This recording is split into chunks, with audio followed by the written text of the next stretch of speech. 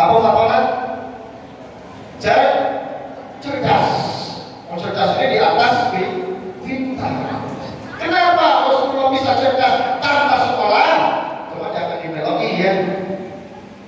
Secara syariatnya itu harus sekolah, wajib 9 tahun, bahkan wajib sudah 12 tahun minimal ke-1 zaman tahun ini, karena bersaing teknologi dengan negara-negara yang maju yang minimal 9 tahun tamat SLTA. Tetapi secara syariat, secara hakikatnya, kenapa Rasulullah bertanya brilian? Kalau Albert Einstein rata-rata 190 IQ-nya, maka Rasulullah itu IQ-nya di atas 3000.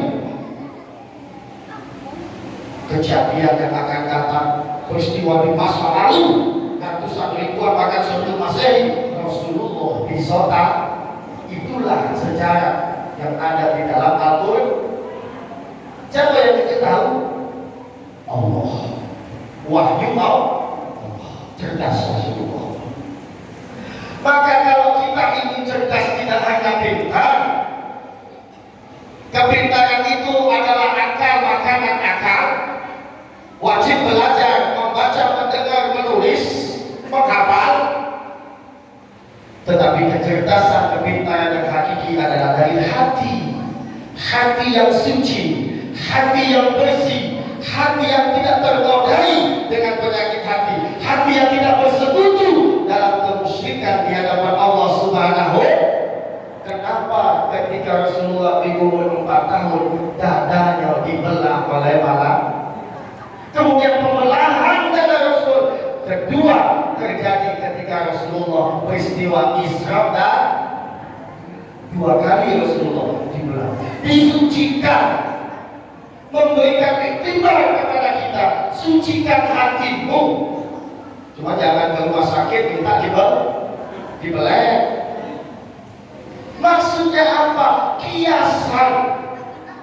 Mi'raj itu dari bumi naik ke langit ke-7, di atas Sidratul Muntaha, berjumpa, berdialog kepada Allah di Arabi. Diawali dengan pembersihan dada, pembersihan hati. Maka tatkala ingin sholat ma'rifatullah, as-sholatu imaduddin, as-sholatu liqa Rabbi, sholat itu perjumpaan dengan Allah, sholat yang khusyuk, maka bersikap hakiki. Sama halnya kita menuntut ilmu dimanapun. Al-ilmu nur. Ilmu itu adalah cahaya. Dia akan masuk ke dalam hati, dia akan masuk ke dalam akal. Kalau hati, akal kita terbuka, membuka hati, membuka akal pikiran, maka kami awali tadi minta izin sama Allah, minta ridho sama Allah, dibukakan hati kita agar ceramah semenit, 10 menit, 1 jam, 3 jam akan masuk ke hati kita, menghasilkan ilmu yang bermanfaat. Ilmu yang bermanfaat akan menghasilkan hidayah, keselamatan, kesejahteraan, keamanan, kebahagiaan dunia dan akhirat. Contohnya ilmu kedokteran. Kalau sudah jadi dokter, masya Allah, apalagi buka praktek di rumah, buka praktek di pasar, sekali nyuntik, cus 100.000, betul bu? Peneliti periksa itu obat 100.000. Coba kalau 100 juta, betul? Sehari ilmu yang bermanfaat, termasuk ustaz punya ilmu yang bermanfaat dibagi itu. Kalau dia terkenal dikit, tinggal gubernur pak, bisa itu bukan amplop yang isinya, betul? Ilmu yang bermanfaat. Tadi ada tadi baru menghafal Asmaul Husna pak. Ya Rahman, Ya Rahim, Ya Malik, Ya Kudus, Ya Salam, Ya Mu'min, Ya Muhaimin, Ya Aziz. 9 asma Allah dapat rezeki. Alhamdulillah. Maka jangan bosan-bosan kita belajar. Latwo ini belajar di majelis jangan setahun sekali. Ngajinya pas datang maulid takutnya lupa. Betul Pak? Ngapa Ustaz Kiai Dai pandai yang berkata-kata? Karena tiap hari, tiap minggu, tiap bulan diulang. Kecuali kalau Ustaz yang ada undangan. Bapak Ibu hadirin yang dimuliakan Allah Subhanahu wa taala, fatabi'uni. Ikutilah Rasulullah. Apa yang mesti diikuti? Kalau tadi fisiknya silakan membeli jenggot, silakan berpakaian gamis, tidak perlu pakai ugo, silakan. Tidak salah. Cara makan, cara minum, cara tidur, silakan. Tetapi hadis riwayat Imam Ahmad Al-Baihaqi, Rasulullah sallallahu alaihi wasallam bersabda, "Innama bu'istu liutammima makarimal."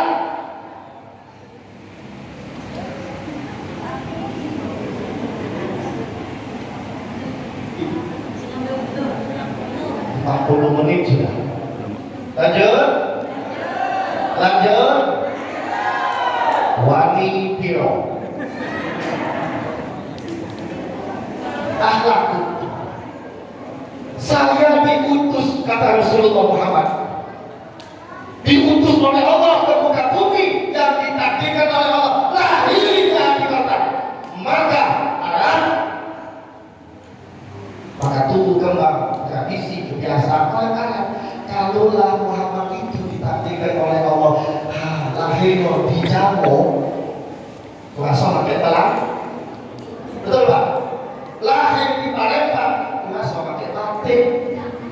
Betul? Kalau lahir di Amerika, kurasa makin jeans.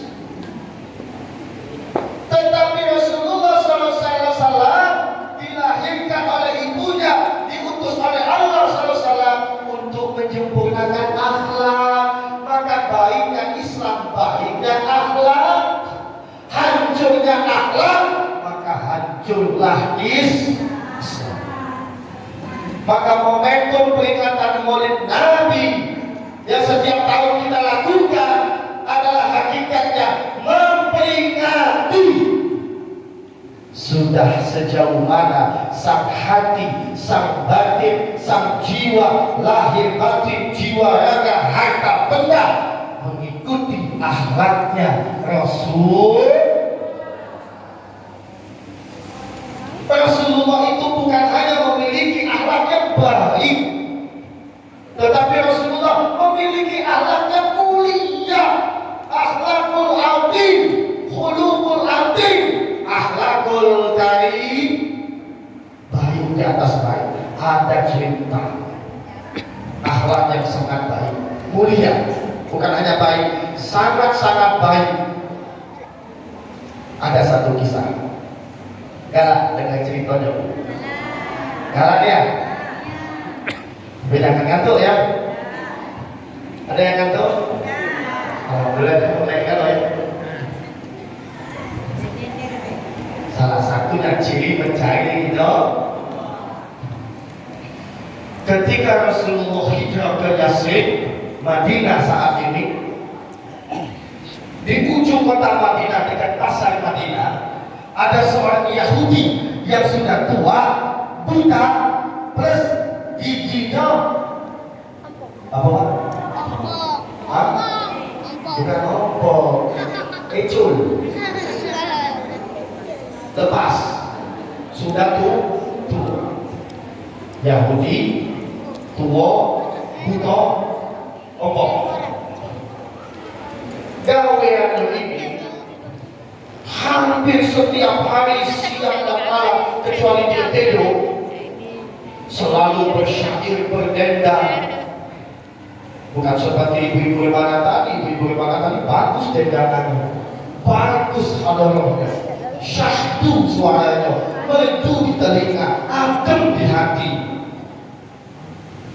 Yang Yahudi ini tadi dia berdendang pagi dan petang kecuali tidur, menghina, mencaci maki, menjelekkan nama Muhammad. Setiap hari Muhammad itu gila, Muhammad itu sesat, Muhammad pemecah belah suku, Muhammad itu tukang sihir, kata orang Yahudi ini tadi. Sampailah berita itu di telinga Rasul. Habis subuh Rasulullah datang. Pagi-pagi ya jam 6 jam 7 dia datang. Karena butuh tidak tengok, tidak tahu siapa yang datang. Didengarinya, oh iya dia. Wah ini ngomongnya, mereka balik Rasulullah. Balik Rasul. Kira-kira balik apa ini?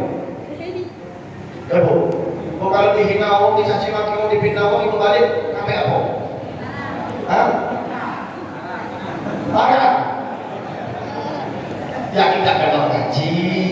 Kalau yang sudah ngaji, majelis taklim insya Allah ya. Tetapi unik. Balik Rasulullah minta izin sama istrinya. Ya Allah ya Allah. Dia panggil istrinya. Kalau sekarang itu my bed. Apa bu my bed? Sayangku, pipi yang kemerah-merahan. Bapak-bapak panggil istrinya apa Pak? Ibu. Panggil kamu. Oh, Rokaya, sini Rokaya. Pakai topi Rokaya. Cepat tinggi Rokaya. Masya Allah. Ini bapak yang belum melok maulid. Insya Allah bapak-bapak di sini tidak seperti itu, seperti Rasulullah. Amin. Jika kita tahu iman lagi kayak balik ke rumah makan cerita. Izin istriku, ada tak roti kita? Ada. Sehingga sebatangnya, nah tetap dulu kata-kata. Di Arab itu sering konsumsi roti kering, Bu. Ya, roti kering kemudian dilembutkan dengan kuah apa namanya yang kuning itu? Kuah kari. Ya, kuah kari. Bawalah roti tadi, roti kering. Lihat untuk tunjuk Yahudi tadi. Habis subuh kita roti ke tempat Yahudi. Begitu nak dipotongnya, nak dijuk menjadi jiwa, mau kakek ini nanti wah ini. Dipasakin lagi, nah giginya lompong bulu. Ini roti keras. Kalau diinjekkan langsung, akan dia punya. Sama kalau kita ompong, jangan kamu injek kacang. Kacang yang keras itu loh. Oh. Maka Rasulullah SAW dilembutkan roti ini tadi Bu, dicocorin dulu kuah, lembut, disuapin pulau, waktu Bu. Makan wah. Siapa kami kok? Kamu namanya siapa? Saya pemuda yang pindah dari Mekah ke Madinah. Rasulullah dan nyebutin namanya karena tahu Muhammad namanya sedang dijelek. Maka, mau kasih baik kok. Jangan kau meloki Muhammad. Muhammad itu lagi loh. Muhammad itu sesat jangan. Bukan sihir gitu. Kalau itu kita akan dikomel-mel. Dia benar. Dan dia ngomong ini Muhammad. Kalau Allah dia ngomong itu, bukan ngomong. Besok hari itu datang hal yang sama juga sudah benar-benar kalian tak usah ngomel Muhammad. Muhammad itu lagi lo kasih sekaras gitu. Itu dilakukan berhari-hari, bahkan ada yang mengatakan sekarang lebih dari 1 bulan. Sampailah waktu ajalnya Rasulullah. Rasulullah SAW wafat, kemudian tidak ada lagi yang memberikan makan roti. 9 hari Rasulullah sakit menjelang wafatnya. Tadi 9 hari waktu Yahudi butuh ompong ini tidak dijemati oleh Muhammad Rasulullah. Selesai pemakaman Rasulullah, Abu Bakar nanya ke anaknya Siti Aisyah istri Rasulullah, ya Aisyah, wahai putriku, adakah perbuatan Rasulullah yang belum aku contoh? Ini Abu Bakar iman kepada Allah. Fatabiuni. Abu Bakar mencontoh, berusaha untuk mengikuti Rasul. Adakah perbuatan Rasulullah suamimu Wahai ayahanda, hampir semua bisa dipastikan perbuatan baik Rasulullah telah engkau contoh. Cuma mungkin ada sikap yang belum. Apa itu? Biasanya suami ibu Rasulullah menjawab, ada orang Yahudi buka tua ompong di sudut kota Madinah itu. Tidak perlu bikin panjang. Dibawalah roti kering tadi oleh Abu Bakar tadi, didengar jiwanya, langsung diinjuknya, disuapkannya, belum dilembutkannya. Terkejut orang Yahudi. Ini bukan yang biasanya sebenarnya. Biasanya yang menjemakan aku roti kering ini dilembutkannya. Awal ini siapa? Sambil terisak-isak nangis Abu Bakar. Betul Pak, saya bukanlah orang yang biasa memberikan makan kepada engkau. Saya adalah sahabatnya Abu Bakar, dan yang biasa memberi engkau makan roti tiap pagi tiap hari adalah Muhammad. Terkejut, terdiam, diam seribu bahasa. Sang bapak Yahudi tadi hanya berkelipang air mata. Benarkah selama ini yang memberi makan roti tiap hari tiap pagi adalah Muhammad? Benar Pak. Masya Allah. Maka sang Yahudi tadi kita dibimbing oleh Abu Bakar bersyahadat untuk masuk Islam. Inilah akhlak. Inilah budi pekerti, khuluqul azim, akhlak yang mulia. Sehingga kunci kesuksesan 13 tahun Rasulullah berdakwah di Makkah, 10 tahun berdakwah di Madinah, 23 tahun berdakwah di Arab. Islam berhasil tersebar seantero dunia. Apa tipsnya? Apa strategi Rasulullah? Tidak lain dan tidak bukan bi khuluqul azim, dengan akhlak yang mulia. Maka dikatakan oleh Allah, innala ala khuluqul azim, sungguh engkau Muhammad di dalam dirimu itu memiliki akhlak yang sangat mulia. Allah pun memuji Rasul. Wa ma arsalnaka illa rahmatan lil alamin. Dan memang tidak engkau utus ke muka bumi ini wahai Muhammad kecuali untuk menyebarkan kasih sayang pada semesta alam. Bukan hanya sebagai seorang muslim sesama Islam, tidak, tetapi semesta alam. Bukan hanya kepada sesama manusia, bukan, tetapi semesta alam, tumbuhan, hewan, semua mendapat rahmat kasih sayang. Itulah yang dikatakan al-Islamu ya'lu wala yula'ilai. Islam adalah agama yang tinggi, tidak ada agama yang setinggi Islam. Tingginya Islam bukan dari perkataan, bukan dari lantangnya suara, bukan dari pakaian, tetapi dari akhlak yang genap 23 tahun turun wahyu yang terakhir, Quran surat Al-Maidah ayat ketiga, sesungguhnya telah disempurnakan dinul Islam, agama Islam sebagai agamamu. Maka Rasulullah wafat di umur 23 tahun. Karena Rasulullah sudah wafat, maka mohon maaf ceramahnya pun selesai. Habis.